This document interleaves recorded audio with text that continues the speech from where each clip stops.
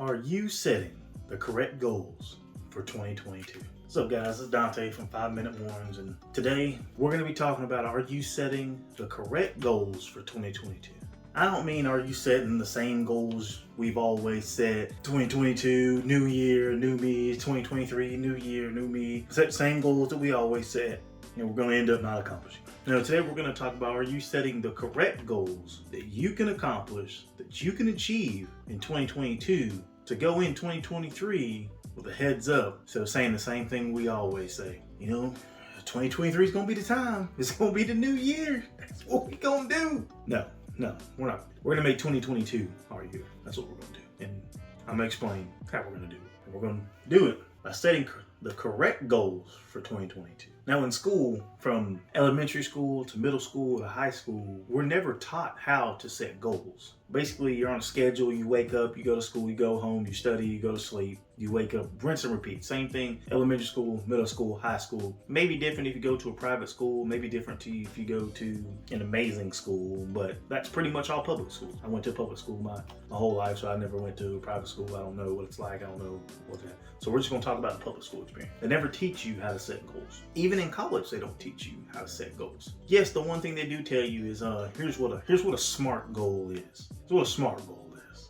And we're not gonna go into SMART goals. That's gonna be its own video. So just stay tuned. I'm gonna do a video on that. But they never actually teach you how to set correct goals in order to know that if you follow the plan, you will. I don't mean you might. I don't mean you're gonna get lucky. I mean you're gonna win the lottery. I mean you're gonna get a new car. I don't mean you're gonna get a new house by luck if your interest rates are 1. I mean you will achieve your goals if you follow this plan. That's all it takes. And today we're gonna explain how you can make a plan just like that. So we're just gonna get into it. What is 5 Minute Mornings? Before we get started, what is 5 Minute Mornings? We want to encourage individual growth by giving you the tools, resources, and education to set yourself up for success. Basically what that means is 5 Minute Mornings, I want to give you the experience that I had in life to make your life better. So I'm gonna give you my mistakes. We're gonna talk about them. I mean, I'm not ashamed of them, but if my mistakes can help you, then I'm doing what I can, and I'm doing what I believe I need to do. Cup of coffee and we'll move on.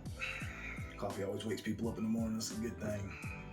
All right. Now, how we're going to ensure you're setting the correct goals for 2022 is by changing the way you think about goals. Usually people think, we're going to set our New Year's goals. I want to lose 100 pounds this year. By December, I want 100 pounds gone. That's it. That's as far as we think as the goals. The only way we think we're going to accomplish that, we're going to go to the gym. Nobody ever sets the average person doesn't set up, oh man, I'm gonna go to the gym Monday, Wednesday, and Friday. I'm gonna hit legs on Monday, hit back on Tuesday, I'm gonna hit chest on Wednesday, and they just keep going on and on and on, name out all the exercises they're gonna do. The average person doesn't do that. They just say, I'm gonna go to the gym. That's how I'm gonna do it. I'm just gonna go to the gym, I'm gonna lose 100 pounds. But no, we're gonna explain how. If you say you're gonna lose 100 pounds, how to do it. And how to know that every step of the way, you're doing what it takes to lose 100 pounds. Now, it may not be 100 pounds because, it's abstract. It's every person's body. Everybody's digestive system and body is built differently. Not everybody can lose the same way other people can.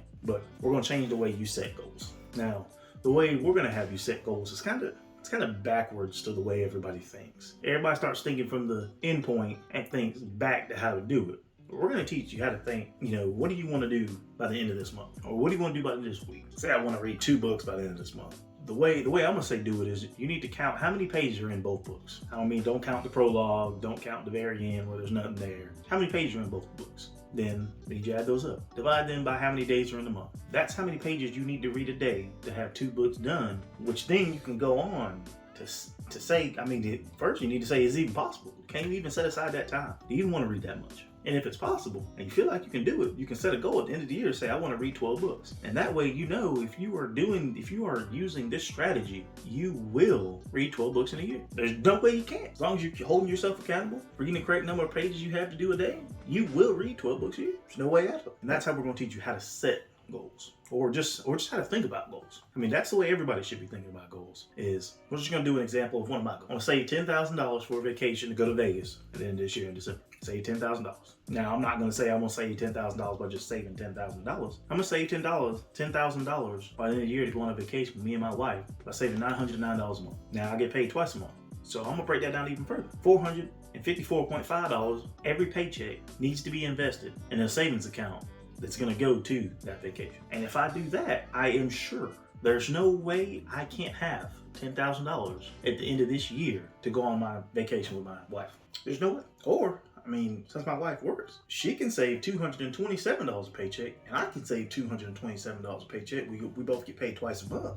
And that'll equal up to $10,000 if we both want to put in for the trip. I mean, but that's if we both want to do it. I mean, I'm sure she'll save some. I'm pretty sure I'm going to be the main one saving most of this. I want her to put her money towards something else. Because say we want to do something else during the year. Just having one vacation a year it's not fun. You don't want to work as hard as you're gonna work, save that $10,000 just for one trip, and then it's all gone. So that's just the way you need to approach your goal. You need to put, this is how much I'm gonna do a week. If I do this much a week, times that by how many weeks are gonna be in that month, that's how much you're gonna do a month. Times that month by 12, that's how much you're gonna do a year. That's gonna be your goal. But you can't make yearly goals without doing daily and weekly goals to make sure you can hold yourself accountable. And that's all it takes. It's holding yourself accountable. Do you hold yourself accountable? I know this year I won't. Last year I started about halfway through the year. But this year I'm really gonna hammer down, hold myself accountable, get everything I said I'm gonna get done. Hopefully, well, it's not even hopefully. I know I will achieve my goals. Will you?